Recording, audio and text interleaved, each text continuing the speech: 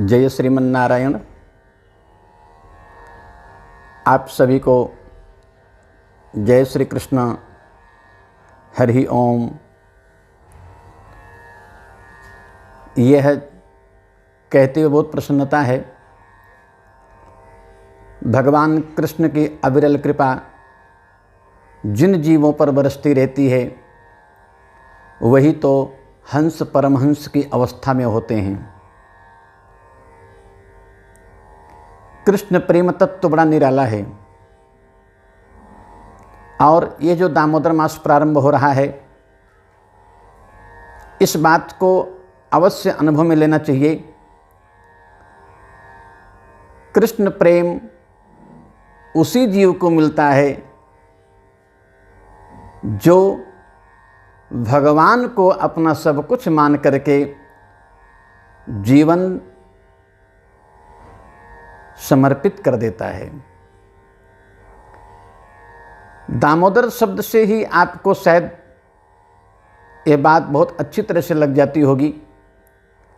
भगवान भी तब तक नहीं मैया के बंधन में बंधते हैं जब तक माँ थक नहीं जाती, हार नहीं जाती और सारे संसार के रस्सियों को बांधते बांधते कमज़ोर नहीं हो जाती। और जैसे माँ थक जाती है ऐसे ही अपने सिर को पकड़ के नीचे बैठ जाती है, भगवान बंध जाते हैं। मैं आपको कहूँ, दामोदर शब्द का अर्थ भी यही है। दाम यानी रस्सी, उदर माने भगवान का पेट। तो जिन भगवान के उदर में रस्सी लग जाए उन्हीं भगवान को आप दामोदर कहना। इस तत्व को जानना चाहिए क्योंकि भागवत जी का वो विषय बड़ा पवित्र है, बहुत आनंद देता है। जब आप कहती हैं कि मैया कितना भी प्रयास करती है लेकिन क्या होता है, तदपि द्व्यंगुलम न्यूनम, फिर भी 2 अंगुल छोटी पड़ जाती है। तो जो 2 अंगुल छोटी हो जाए तो दो अंगुल का तात्पर्य क्या है? तो केवल इतना, संतों के भाव से मैं अपने आप को आपसे जोड़ूं। अष्टावक्र गीता आप पढ़ेंगे, आपको वहाँ मिलेगा। महाराज जनक जी के यहाँ अष्टावक्र पधारे हैं और अष्टावक्र जी के चरणारविंदन में महाराज जनक ने प्रार्थना की है, आप जैसे संत का दर्शन ही दुर्लभ है और यदि आप आए हैं तो कृपा करके कुछ उपदेश करिए। भगवान अष्टावक्र ने महाराज जनक जी को उपदेश किया है। उस उपदेश का सारभूत तत्व मैं आपको संकेत कर रहा हूं। स्वयं जनक जैसे महाराज जी को महाराज अष्टावक्र कहते हैं, मोहाभिमान पासेन चिरं बद्धोऽसि पुत्रक, बोधोऽहं ज्ञान खड्गेन तम निकृत्य सुखी भव। मोह और अभिमान ये 2 ऐसी जन्म जन्मांतर की रस्सी हैं, जीव इन्हीं दोनों रस्सियों में बंधा रहता है। भगवान अष्टावक्र कहते हैं, हे जनक, चाहे ज्ञान कितना भी हो जाए, चाहे कितना भी परिपक्व वैराग्य उसका जग जाए, वो भक्ति के वातावरण में भी डूबा रह जाए, लेकिन फिर भी उसको मोह और अभिमान कभी कभी आ जाता है। जब तक मोह और अभिमान रूपी दोनों रस्सी को हम काटेंगे नहीं, तब तक मुझे परमात्मा का सुख नहीं मिलेगा।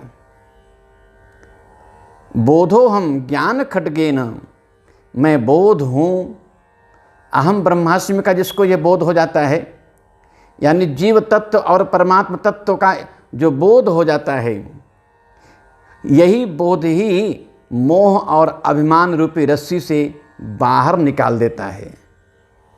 मैं आपको कहूँ,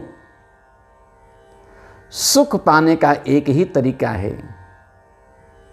माया, मोह और अभिमान, ये 2 अंगुल की जो दूरी बनाती है मैया यशोदा और कृष्ण के बीच में बांधते समय, एक है एक मोह, मेरा बेटा है, दूसरा अभिमान कि मैं इसको बांध लूँगी। और जब दोनों दूर ये बंद हो जाते हैं, समाप्त हो जाते हैं, तो भगवान स्वतः बंध जाते हैं। और जैसे भगवान स्वयं प्रेम पास में बंध गए, तो मेरे भगवान का नाम हो गया, अब तो बोलो, वही भगवान हो गए दामोदर भगवान। यानी दामोदर मास है, कार्तिक मास है, तो भगवान का ये नाम पड़ा है, तो मैया के निस्वार्थ परम प्रेम प्रकट होने के कारण। इतना आपको कहूँ, गोस्वामी जी तो बहुत अच्छा कहते हैं, राम ही केवल प्रेम पियारा। यहाँ केवल प्रेम पियारा, अब केवल विशेषण माना जाए या केवल अलग से माना जाए, या प्रेम का ही कोई रूप है जो केवल प्रेम है, एक विचार और चलेगा। लेकिन विशुद्ध प्रेम भगवान को निज बंधन में, भक्तों के बंधन में बड़े सहज भाव से कर देता है। इसीलिए भागवत जी के 9वें स्कंध में महाराज अम्बरीश के प्रसंग में बहुत प्रसिद्ध ये विषय है।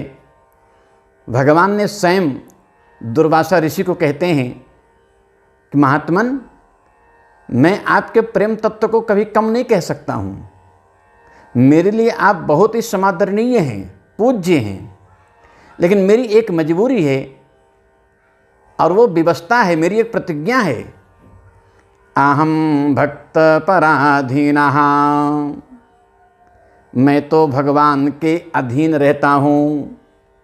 और जब ये वचन भगवान ने स्वयं कह दिया है, तो जीव तत्व को कहीं और संदेह नहीं करना चाहिए। ऐसे भगवत विषयक चर्चा में हम सभी लोग, दामोदर मास प्रारंभ हो रहा है, तो दामोदर भगवान को ही प्रणाम करते हैं और तुलसी अर्चना, तुलसी सेवा, ठाकुर पूजा, इसी में दामोदर स्तुति होनी चाहिए। तभी हमारे आपके जीवन में मोह और अभिमान रूपी जो ये 2 अंगुल की दूरियां हैं, बंधन हैं, ये दूरी समाप्त होगी, एकाकार जीव तत्व परमात्मा तत्व में होगा। और दामोदर मास जो प्रारंभ हो रहा है, इसकी सफलता का सूत्र बढ़ता जाएगा। जय श्री कृष्ण। हरि ओम।